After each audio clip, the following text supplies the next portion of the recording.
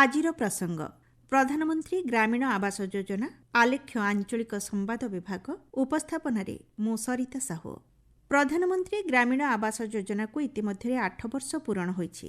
2016 November 20 ତାରିଖରେ ପ୍ରଧାନମନ୍ତ୍ରୀ ନରେନ୍ଦ୍ର ମୋଦି ଉତ୍ତରପ୍ରଦେଶର ଆଗ୍ରାଠାରେ ଏହି ଯୋଜନାର ଶୁଭାରମ୍ଭ କରିଥିଲେ। ସମସ୍ତଙ୍କୁ ସୁଲଭ ମୂଲ୍ୟରେ ବାସଗୃହ ଯୋଗାଇ ଦେବା ଲକ୍ଷ୍ୟରେ ସରକାରଙ୍କର ପ୍ରତିବଦ୍ଧତାକୁ ଏହିଭଳି ଯୋଜନା ପ୍ରତିଫଳିତ କରିଛି।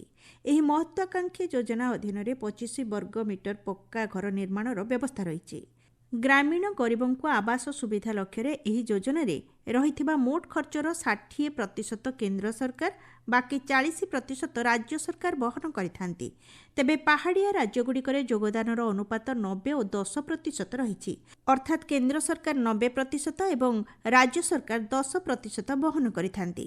ଅଣପାହାଡ଼ିଆ ରାଜ୍ୟଗୁଡ଼ିକ ତୁଳନାରେ ପାହାଡ଼ିଆ ରାଜ୍ୟଗୁଡ଼ିକ ପାଇଁ ବ୍ୟୟ ପରିମାଣ ସାମାନ୍ୟ ଅଧିକ ରହିଛି। ଏହି ଘରଗୁଡ଼ିକ ପାଇଁ ସ୍ଥାୟୀ ଶୌଚାଳୟର ବ୍ୟବସ୍ଥା ନିମନ୍ତେ ହିତାଧିକାରୀଙ୍କ ପିଛା 12,000 ଟଙ୍କାର ଅତିରିକ୍ତ ଆର୍ଥିକ ସହାୟତା ପ୍ରଦାନ କରାଯାଉଛି। ସୁସ୍ଥ ଏବଂ ସ୍ୱଚ୍ଛ ପରିବେଶରେ ଜୀବନ ଧାରଣ ଲକ୍ଷ୍ୟ ନେଇ ସରକାରଙ୍କ ପକ୍ଷରୁ ଏଭଳି ପଦକ୍ଷେପ ଗ୍ରହଣ କରାଯାଉଛି।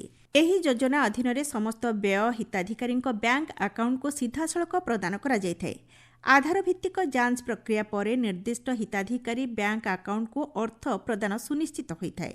ଏହି ଯୋଜନାର ସୁଫଳ ପାଇବାକୁ ଯୋଗ୍ୟ ହିତାଧିକାରୀଙ୍କ ମଧ୍ୟରେ ସମସ୍ତ ଭୂମିହୀନ କିମ୍ବା ବାସହୀନ ପରିବାରକୁ ସଂଶ୍ଳିଷ୍ଟ କରାଯାଇଛି। ଯେଉଁ ସବୁ ପରିବାର କଚ୍ଚା ଘରେ ରହିଛନ୍ତି ସେହି ସ୍ଥାନକୁ ମଧ୍ୟ ଏହି ଯୋଜନାରେ ଅନ୍ତର୍ଭୁକ୍ତ କରାଯାଇଛି। ଦିବ୍ୟାଙ୍ଗ, ଅନୁସୂଚିତ ଜନଜାତି ଓ ଜାତି, ଅସ୍ଥାୟୀ ଶ୍ରମିକ ଏବଂ ସ୍ଥାୟୀ ଚାକିରି କରିନଥିବା ବ୍ୟକ୍ତିବିଶେଷଙ୍କୁ ମଧ୍ୟ ଏହି ଯୋଜନାର ସୁଫଳ ପ୍ରଦାନ ପାଇଁ ବ୍ୟବସ୍ଥା ରହିଛି। ଆସନ୍ତା 2029 ମାର୍ଚ୍ଚ ମାସ ସୁଦ୍ଧା ସମସ୍ତ ଯୋଗ୍ୟ ହିତାଧିକାରୀଙ୍କୁ ଏହି ଯୋଜନାରେ ସ୍ଥାୟୀ ବାସଗୃହ ପ୍ରଦାନର ଲକ୍ଷ୍ୟ ରଖାଯାଇଛି। 2024ରୁ 2029 ଆର୍ଥିକ ବର୍ଷ ପର୍ଯ୍ୟନ୍ତ ଏହି ଯୋଜନା ବାବଦରେ 3,06,137 କୋଟି ଟଙ୍କାର ବ୍ୟୟବରାଦ କରାଯାଇଛି। କେବଳ ଚଳିତ ଆର୍ଥିକ ବର୍ଷ ପାଇଁ ସେଥିମଧ୍ୟରୁ 54,500 କୋଟି ଟଙ୍କା ଖର୍ଚ୍ଚ କରାଯିବାକୁ ଲକ୍ଷ୍ୟ ରଖାଯାଇଛି।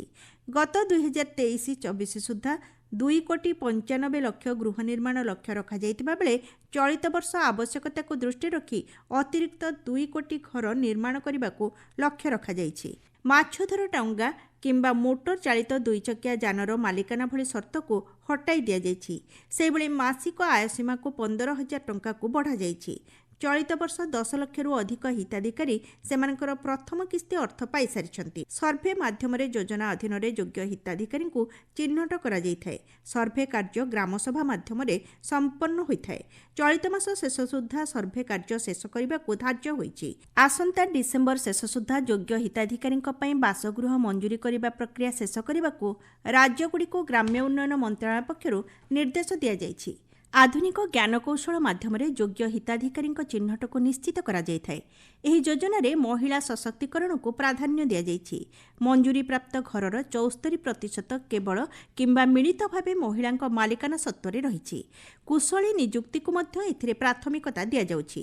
ପ୍ରାୟ 3 ଲକ୍ଷ ଗ୍ରାମୀଣ ରାଜମିସ୍ତ୍ରୀଙ୍କୁ ବିପର୍ଯ୍ୟୟ ମୁକାବିଲା ନିର୍ମାଣ ତାଲିମ ପ୍ରଦାନ କରାଯାଇଛି।